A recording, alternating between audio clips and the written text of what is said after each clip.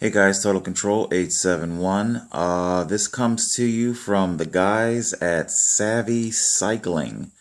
Savvy Cycling on their Facebook page.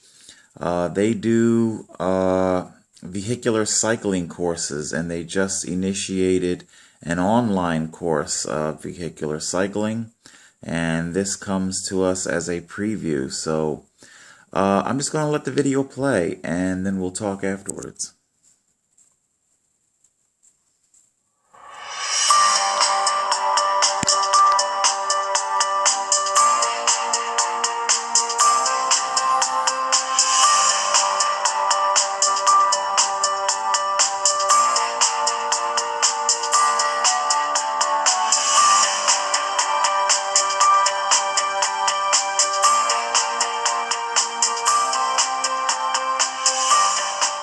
Cycling in traffic doesn't have to be about trying to muscle your way through thick and fast packs of cars. We've said it before and we'll say it again. Being observant of the patterns in traffic and being patient and smart will make your ride easier than you can imagine. As a bonus, your smarter moves actually make things easier for the motorists around you. For example, if you are riding in the right lane here, a lane that takes drivers onto the interstate, you'd be making all those drivers go around you while you were trying to get out of that lane. Traffic signals can be used to your advantage. Since they hold back traffic, they create platoons, or packs, of vehicles that all move down the road together. You can learn to find the gaps between those platoons and get the road mostly to yourself for surprisingly long distances. Such gaps also make it far easier to change lanes if you need to turn left or to negotiate through complex intersections. Here's an example of how a traffic signal creates platoons and gaps. No, the cars aren't going that fast. It's running at double speed to save us time and help you see the difference. At the intersection behind the camera, the straight-through traffic has a green light.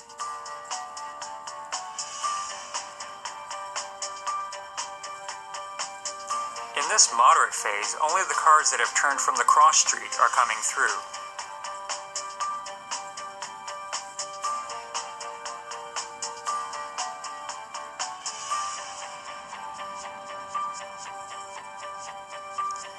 And now that the cross street has a green for through traffic, only a few cars are using this stretch.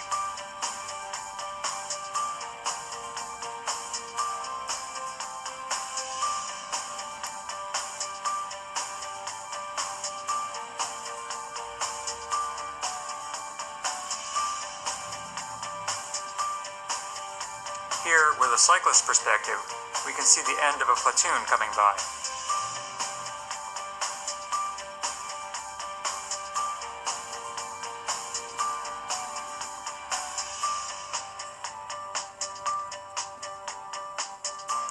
And now we get a gap. This is actually during a fairly busy time of day. Let's see how long it lasts.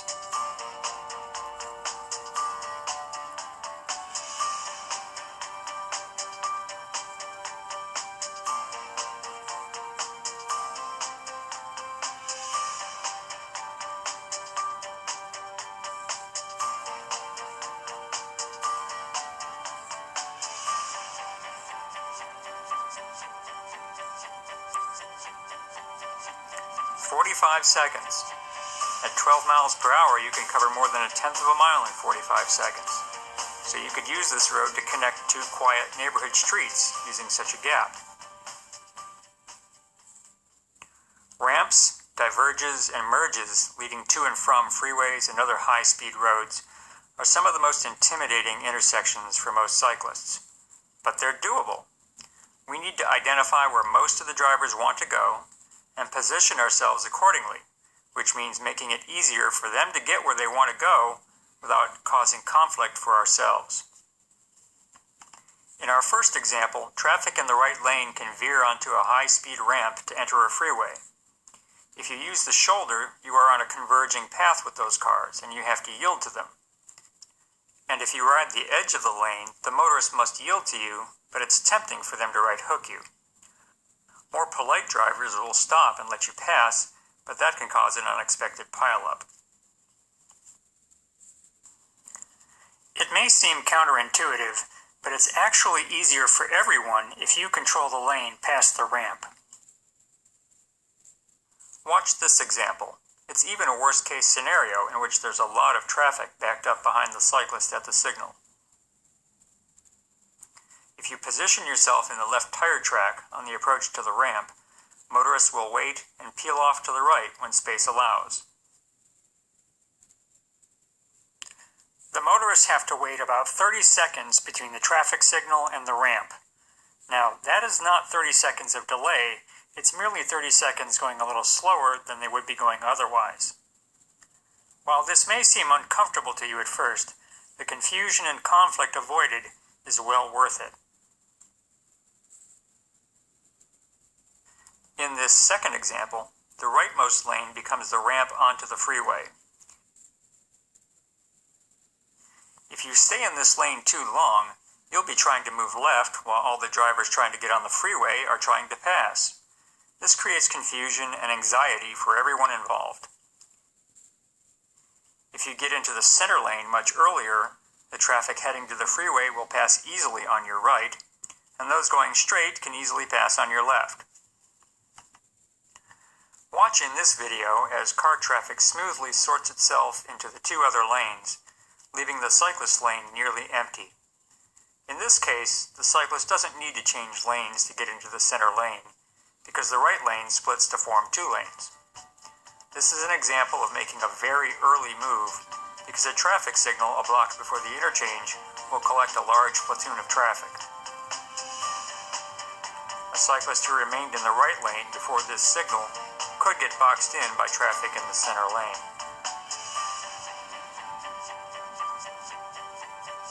As the camera speeds up, you can see how much traffic collects around the cyclist. But there was only one car behind the cyclist in the center lane.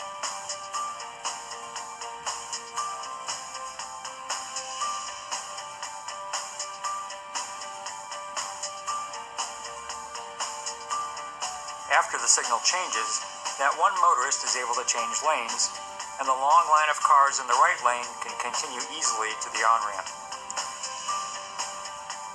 No new motorists moved into the cyclist lane. This video was shot during the heaviest period for this interchange.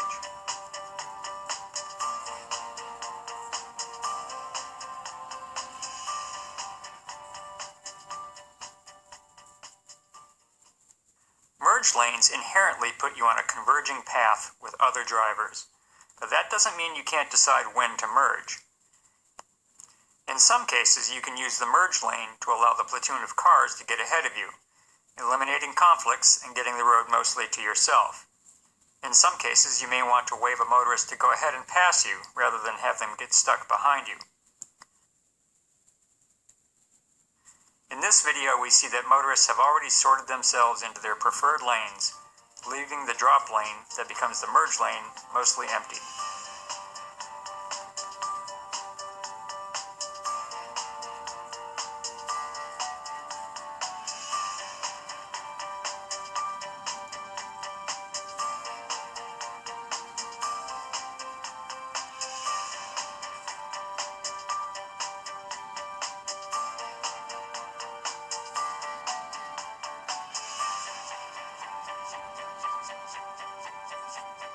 When the signal changes, we ride slow so the platoon can get past us.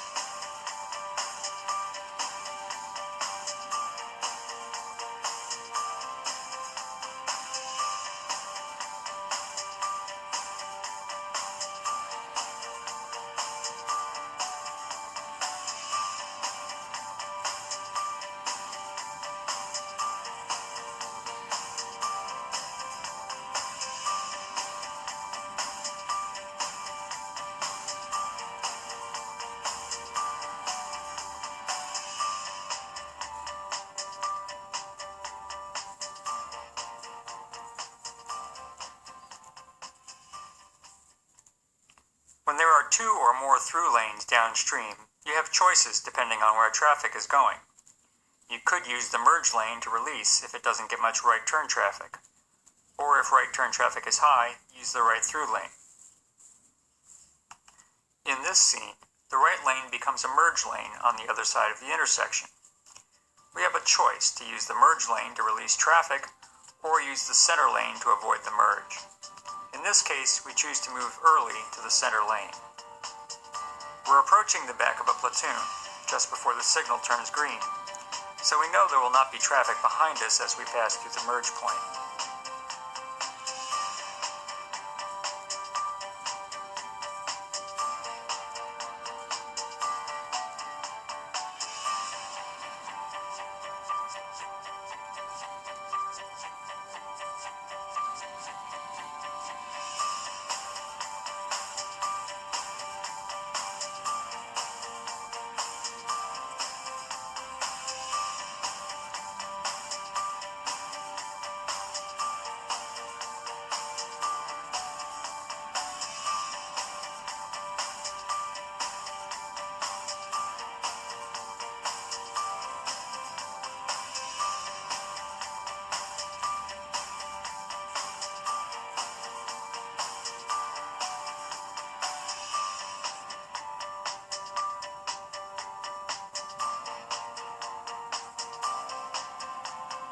By the time the platoon reaches us, we're clearly established in the lane, so other drivers have ample time to change lanes to the left.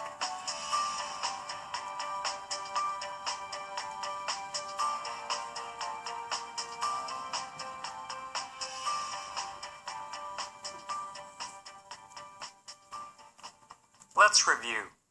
First, discover the traffic flows. Where do most of the motorists want to go? Second, choose a path that minimizes converging paths between you and the motorists around you. Third, pay attention to when the gaps happen. You'll gain a better understanding each time you ride through an intersection. Fourth, make your move earlier rather than later. It will feel strange being out there so early, but you're actually making things easier for motorists and for yourself. And fifth, look for opportunities to release motorists to get them ahead of you. Use these strategies and you'll be amazed at how easy complex intersections and interchanges can be. In our next lecture, we'll explore how signs and markings help us plan ahead.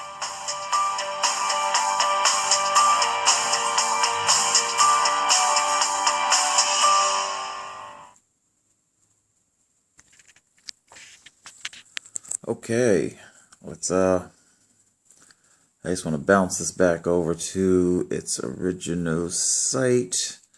Yeah, so this came from Savvy Cycling, Bicycling Street Smarts, Savvy Cycling. I want to give them major props, major credit, and this came off of Bicyclists Belong in the Traffic Lane on their Facebook page. All right, so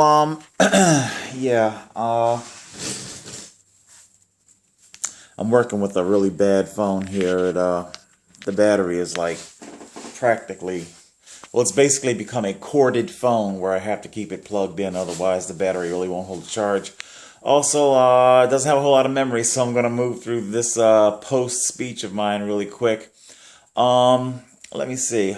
Let's see, I'm looking here in the, wow, I'm like, all the light is behind me, and you guys can't see, like, anything. Okay, I'm going to, oh, man. You know what? You don't need to see me because I know I'm ugly. All right. So all right. I just want to see. Is that any better? Kind of, sort of better. That looks really, really bad, doesn't it? Wait a minute. Hold on. Okay. I think that's a little bit better. Yeah. Anyway. All right, so I gave you that video for a very particular reason. It has been brought to my attention by my attorney, no less, that I am considered an obnoxious asshole. He tells me that I am not a likable witness, or whatever you want to call it, and that I am obnoxious. However, he does go on to point out very clearly, because Because obviously, my videos, they went viral. And after conferencing with a number of constituents, apparently he says that basically many of the attorneys here in the South Jersey area who have seen my video all tend to concur that I am an obnoxious asshole. But more importantly, and to the point, they all also concur and agree that I am completely correct and right, as seen and ratified in the video I just showed you. Which is why I'm showing you the video and letting you listen to the wonderful narrator's voice. Maybe their voice is better than mine. Maybe their way of articulating things is better than mine. I get it. I get it. To use one of my many cinematic metaphors, I am Amistad. I'm the Amistad of cycling. Okay? And apparently what society wants is the 12 years a slave version, where you humble yourself to your oppressor, wait and bide your time, and a bunch of other fucking shit that I'm not into, alright? I made it simply plain and known. I'm not with Professor Xavier. I'm down with Magneto. Okay? I've been pushed to that extreme. Alright, so yeah, basically this video was meant to show you that although I might not be the most likable person in the world, hey, even people on the cyclist community on Facebook, they have also told me to lose the attitude. Lose the attitude. There are cyclists out there losing their lives, okay? So while cyclists are losing their lives, I'm not losing the attitude. So also, it's Sunday. Trooper Sean McCullen was laid to rest today, killed, annihilated by a distracted, stupid-ass driver. Okay, I'm sorry. I really don't feel like digging around for nice, cute, politically correct words. It's a fucking stupid-ass driver that killed somebody. The only bad thing about this is that apparently the world treats police officers' death, law enforcement death, very, very differently than a cyclist's death. We are being killed and annihilated in the exact same conditions, almost. I mean, granted, we're not responding to medical emergencies, but it is still the same distracted, still the same drivers, still the same bad drivers with their fucking whoopsie-daisies, okay? Oh, I'm sorry. My bad. You're okay, right? Everything's okay, right? No, everything is not okay. You're fucking killing people. And it's not okay.